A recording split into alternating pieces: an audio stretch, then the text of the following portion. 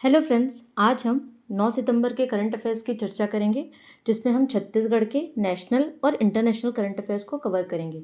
इससे पहले मैं आप लोगों को बता दूं, मतलब मैं आप लोगों से पूछना चाह रही हूं कि मैंने पैरा ओलंपिक 2024 का वीडियो बना लिया है, तो मैं उसे कब अपलोड करूं। मतलब मोस्टली ऐसा होता है, मेरा आज था कि मैं आज उसको अपलोड करती, बट जब भी मैं ऐसा कोई टॉपिक लेके आती हूँ तो आप लोग बोलते हैं कि आप डेली करंट अफेयर्स लेके आइए।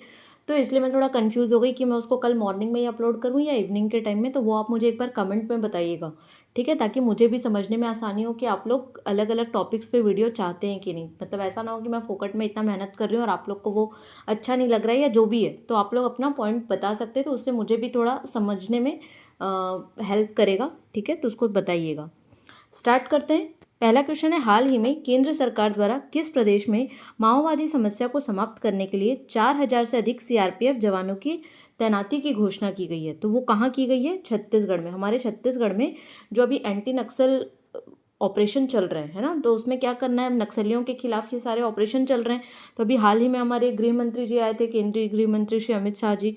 तो उन्होंने ये घोषणा की है कि हमारे प्रदेश में जो माओवादी समस्या है, नक्सल की जो समस्या है, इसको समाप्त करने के लिए यहाँ पे 4,000 से अधिक सीआरपीएफ जवानों की नियुक्ति की जाएगी, ठीक है। तो मार्च 2026 तक का टारगेट है, ठीक है। मार्च 2026 तक माओवादी समस्या को समाप्त करने के लिए केंद्र सरकार के नवीनतम संकल्प के अनुरूप एक निर्णायक लड़ाई शुरू करने की रणनीति का हिस्सा है ये, ठीक है। केंद्रीय मंत्री श्री अमित शाह ने पिछले महीने छत्तीसगढ़ की राजधानी रायपुर में इस समय सीमा की घोषणा करते हुए इस बात पर जोर दिया था कि देश को वामपंथी उग्रवाद से मुक्त करने के लिए एक मजबूत और निर्मम कार्य योजना की आवश्यकता है, ठीक है। तो ये बहुत ही इंपॉर्टेंट फैक्ट है, इसको ध्यान रखना है। नेक्स्ट क्वेश्चन है, हाल ही में प्रदेश के किस संस्थान को भारत इंक्यूबेटर अवार्ड से सम्मानित किया गया है? तो किसको सम्मानित किया है? जो आईजीकेवी, जो हमारा आईजीकेवी है, इंदिरा गांधी कृषि विश्वविद्यालय, उसके एग्री बिजनेस इंक्यूबेटर RKVY रफ्तार एग्री बिजनेस इंक्यूबेटर को भारत इंक्यूबेटर अवार्ड से सम्मानित किया गया है। और ये कहाँ पे किया गया है? तो भारत उद्यमिता शिखर सम्मेलन 2024 नई दिल्ली में, ठीक है। यहाँ पे जो आईजीकेवी का इंक्यूबेटर है उसको भारत इंक्यूबेटर अवार्ड दिया गया है। उसके साथ साथ 4 जो स्टार्टअप हैं उनको भी अलग अलग श्रेणी में क्या किए गए हैं, अवार्ड्स दिए गए हैं। जैसे इसको आपको इतना याद रखना इंपॉर्टेंट नहीं है, लेकिन मैं एक फैक्ट के लिए आपको बता दे रही हूँ, ठीक है। अगर लगेगा, जिनको बहुत ज़्यादा लर्न करने का आदत होगा फैक्ट, वो पढ़ सकते हैं, जिनको नहीं होगा वो स्किप कर देंगे, छोड़ देंगे इसको, ठीक है। तो पहला है भारत एग्रीप्रेन्योर अवार्ड, अमित गुप्ता जी को मिला है वृद्धि जल टेक्नोलॉजी के लिए, ठीक है। Bharat women entrepreneur award Vinita Patel को मिला है आरूख के लिए, ठीक है। भारत इन्वेटर अवार्ड ये मिला है अनुराधा साहू को हाना क्रिएशंस के लिए। और भारत एंटरप्रेन्योर अवार्ड ये मिला है अरविंद डोकला को फार्माक्रेट के लिए, ठीक है। तो ये अलग अलग है, हमको अपना आईजीकेवी वाला याद रखना है, ठीक है। ये इनको भारत इंक्यूबेटर अवार्ड मिला है, ठीक है। नेक्स्ट क्वेश्चन है, एक पेड़ देवी देवताओं के नाम थीम पर वृक्षारोपण अभियान का आयोजन प्रदेश के किस जिले में किया गया है? तो कहाँ किया गया है? बस्तर में किया गया है। क्या नाम है इसका? एक पेड़ देवी देवताओं के नाम। इससे पहले कौन सा अभी अभियान जो चल रहा है वो क्या है? एक पेड़ माँ के नाम, ठीक है। उसी से रिलेटेड ये आया है, एक पेड़ देवी देवताओं के नाम। ये चल रहा है हमारे छत्तीसगढ़ के बस्तर में, ठीक है, इसको ध्यान रखना है। नेक्स्ट क्वेश्चन है, छत्तीसगढ़ के किस जिले में मोबाइल लाइब्रेरी वैन, है ना, मोबाइल लाइब्रेरी वैन, इसका शुभारंभ किया गया? तो कौन से जिले में किया गया? महासमुंद। और महासमुंद के भी कौन से ब्लॉक में? तो बागबहरा विकासखंड में, ठीक है। तो इसको ध्यान रखना है। देख लेंगे एक बार, छत्तीसगढ़ में राज्य शैक्षणिक अनुसंधान एवं प्रशिक्षण परिषद और रूम टू रीड, ठीक है, इनका जॉइंट वेंचर है, ये संयुक्त तत्वाधान में इन दोनों ने मिलकर इस कार्यक्रम को शुभारंभ किया है। पठन अभियान के तहत 2 मोबाइल लाइब्रेरी वैन का शुभारंभ किया गया है, ठीक है। इसका संचालन कौन कर रहा है? निपुण भारत मिशन के तहत किया जा रहा है इसका संचालन, ठीक है, इसका ध्यान रखेंगे।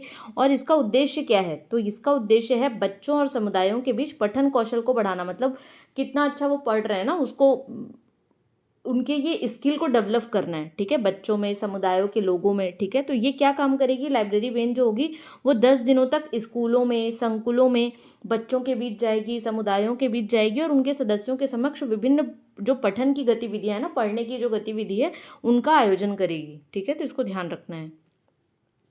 प्रदेश में उल्लास साक्षरता अभियान का शुभारंभ किस तिथि को किया गया है? तो कब किया गया उल्लास साक्षरता अभियान का शुभारंभ? 8 सितंबर 2024 को। और इसका चयन क्यों किया गया है? क्योंकि 8 सितंबर को अंतर्राष्ट्रीय साक्षरता दिवस होता है और इसी अवसर पर प्रदेश में उल्लास साक्षरता अभियान इसका शुभारंभ किया गया। और ये इसका आयोजन कहाँ हुआ था? तो ये हुआ था पंडित दीनदयाल उपाध्याय ऑडिटोरियम, रायपुर में इसका आयोजन हुआ था, ठीक है। और इसका शुभारंभ किसने किया है? प्रदेश के मुख्यमंत्री श्री विष्णुदेव साय जी ने किया है, ठीक है। तो प्रदेश के मुख्यमंत्री श्री विष्णुदेव साय जी ने 8 सितंबर 2024 को अंतर्राष्ट्रीय साक्षरता दिवस के अवसर पर राजधानी रायपुर में आयोजित राज्य स्तरीय उल्लास मेले में 1 लाख उल्लास साक्षरता केंद्र का वर्चुअल शुभारंभ किया है, ठीक है। तो इसको ध्यान रखना है। और ये जो साक्षरता केंद्र होंगे, जो 1 लाख साक्षरता मतलब जो साक्षरता केंद्र जो है ना, वहाँ पे राज्य साक्षरता मिशन के द्वारा 1 लाख स्वयंसेवी शिक्षकों को चयनित किया गया है। और इनका काम क्या होगा? ये जितने भी स्वयंसेवी शिक्षक होंगे ना, ये प्रत्येक साक्षरता केंद्र में 10 असाक्षरों को अक्षर ज्ञान से परिचित कराकर साक्षर बनाएंगे, ठीक है। तो आप समझते होंगे साक्षर यानी जो पढ़ना लिखना जानते हो, अपना नाम लिखना, पढ़ना, दस्तखत करना, साइन करना, तो उनको अक्षर ज्ञान करा के साक्षर करवाने का काम करेंगे ये जो स्वयंसेवी शिक्षक हैं, ठीक है। तो ये इंपॉर्टेंट है, इसको ध्यान रखेंगे। अब हम नेशनल करंट अफेयर्स की ओर बढ़ रहे हैं, ठीक है। पेरिस पैरा ओलंपिक, मैंने अभी आपको बताया कि मैंने ये पूरा कंप्लीट कर लिया, बहुत ही एक अच्छा वीडियो बनाया है। तो अगर आप लोग मुझे कमेंट में बताएंगे तो कल मैं इसको मॉर्निंग में अपलोड करूंगी, अगर आप लोग नहीं बोलेंगे तो फिर मैं कल इसको इवनिंग में अपलोड करूंगी। आप लोग ये मत समझिएगा कि हम सिर्फ डेली करंट अफेयर्स पढ़ रहे हैं। मेरा जो ये वीडियो लाने का जो मोटिव है यानी उद्देश्य है ना, वो ये है कि आप लोगों को एग्जाम के लिए प्रिपेयर करवाना। तो इसलिए जो भी इंपॉर्टेंट टॉपिक्स आते रहते हैं ना, मैं बीच बीच में उसको लेके आती हूँ। और उस दिन अगर मैं करंट अफेयर नहीं डालती हूँ तो मैं उसको नेक्स्ट डे उसके साथ ऐड कर देती हूँ, मतलब 2-3 दिन का एक साथ लेके आ जाती हूँ। तो आपका करंट अफेयर कभी भी मिस नहीं होता। तो आप लोग डरा मत कीजिए कि आप डेली करंट अफेयर लेके आइए, आप ऐसे वीडियो मत लाइए। ऐसे बहुत सारे मुझे वो आते हैं, मैसेज आते हैं या कमेंट आते हैं, तो वो आप मत डरा कीजिए, वो मैं कंप्लीट कराऊंगी आपका। लेकिन आपको एग्जाम क्लियर करना है, आपको day to day current affair नहीं पढ़ना है ना। तो एग्जाम क्लियर करने के लिए जो जो इंपॉर्टेंट होगा ना, वो मैं आप लोगों के लिए लेके आऊंगी। बस आप लोग अपना सपोर्ट बना के रखिए, ठीक है। पेरिस पैरा ओलंपिक 2024 में भारत ने कुल कितने मेडल जीते हैं? तो कितने जीते हैं? 29 मेडल जीते हैं। और 29 मेडलों के साथ भारत का कितना स्थान है? 18वां, ठीक है। 18वें रैंक पे है भारत, जिसमें उसने 7 गोल्ड जीते हैं, 9 सिल्वर जीते हैं और 13 ब्रॉन्ज। बहुत ही शानदार प्रदर्शन किया है भारत ने पेरिस पैरा ओलंपिक में, ठीक है। तो ये बहुत ही इंपॉर्टेंट है। और इस बार के एग्जाम में ओलंपिक, पैरा ओलंपिक, IPL इन सब से और वर्ल्ड कप इन सब से रिलेटेड क्वेश्चन आने ही हैं, ठीक है। टेनिस ग्रैंड स्लैम से रिलेटेड क्वेश्चन आते ही हैं। तो अभी क्या US ओपन भी हो गया है। तो US ओपन 2024 में महिला एकल का खिताब किसने जीता है?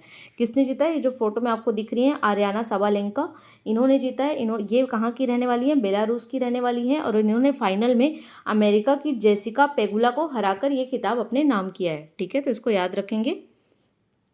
हाल ही में फ्रांस के नए प्रधानमंत्री कौन बने हैं? कौन बने हैं? Michel Barnier. ये कौन है? अभी फ्रांस के नए प्रधानमंत्री हैं। फ्रांस के राष्ट्रपति कौन है? इमैनुअल मैक्रो हैं, ठीक है। इन्होंने, जो मिशेल बार्नियर हैं, इन्होंने ग्रेबियल एटल का स्थान लिया है।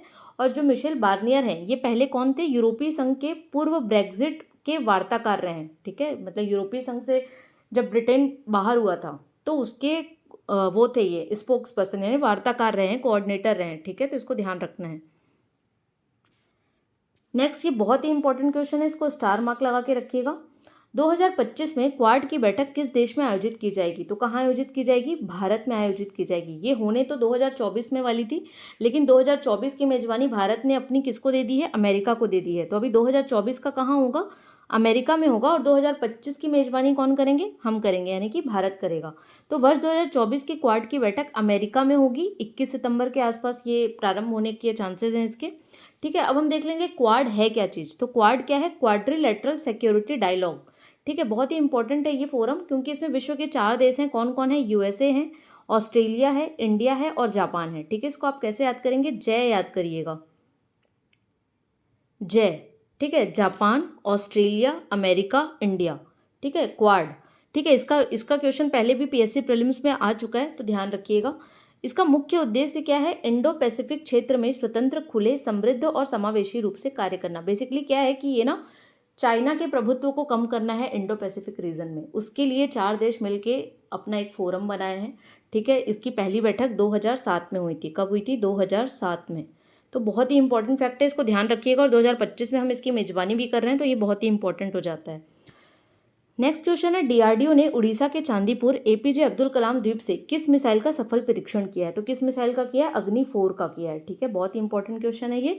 इसको किसने बनाया है? अग्नि 4 को DRDO और भारत डायनामिक्स ने बनाया है। इसकी रेंज है 4000 किलोमीटर। और इससे पहले इसकी टेस्टिंग कब की गई थी? 6 जून 2022 को की गई थी, ठीक है, तो इसको ध्यान देना है। अब थोड़ा सा हम डीआरडीओ को भी देख लेंगे। जो भी आप टॉपिक्स पढ़ते हैं ना करंट में, उसकी ना हिस्ट्री को भी पढ़ते रहा कीजिए, क्योंकि क्या होता है कि हमेशा आपको करंट का टॉपिक नहीं देगा। कभी कभार होता है कि वो क्वेश्चन में ही आपको वो चीज़ बता देगा, उसके बाद वो आपकी हिस्ट्री से वो सवाल पूछ लेगा। तो इसलिए हमेशा जो टॉपिक करंट में है ना, उसके चारों तरफ पढ़ाई कीजिए। मतलब बोलते हैं ना अम्ब्रेला स्टडी, की अगर आपने डीआरडीओ पढ़ा तो आपको डीआरडीओ का सब पता होना चाहिए। अग्नि 4 पढ़ा तो अग्नि 4 की सारी रेंज पता होनी चाहिए, उसकी मिसाइल अग्नि 1 2 3 4 सारा कवर करके रखिए, है ना। तो वो मैं लेके आऊँगी आपके लिए साइंस एंड टेक का भी, लेकिन अभी हम इसको देख लेते हैं, ठीक है। तो डीआरडीओ का गठन कब हुआ था? 1958 में। उसका हेडक्वार्टर कहाँ है? न्यू दिल्ली में। और उसके अध्यक्ष कौन है? समीर वी कामत। ये कौन है? डीआरडीओ के अध्यक्ष हैं, ठीक है। तो इसको ध्यान रखना है। तो आज के लिए हम इतना ही करंट अफेयर करेंगे। अगर आप लोग मुझे कमेंट में बताएंगे तो मैं आपके लिए उस हिसाब से पैरा ओलंपिक का वीडियो शेयर करूंगी, ठीक है। अदरवाइज हम इवनिंग के टाइम में करेंगे। अगर आपको ये वीडियो अच्छा लगता है तो प्लीज़ इस वीडियो को लाइक कीजिए, चैनल को सब्सक्राइब कीजिए और अपने दोस्तों के साथ भी शेयर कीजिए। अच्छा, कल एक स्टूडेंट का एक कमेंट था कि उनको कन्फ्यूज़न हो गया था नुआखाई में। तो नुआखाई जो होता है, ये त्यौहार जो होता है वो उत्कल समाज के द्वारा मनाया जाता है। और नवाखानी, मैं शायद उसमें नवाखाई लिख दी हूँ, वो नवाखानी है, ठीक है।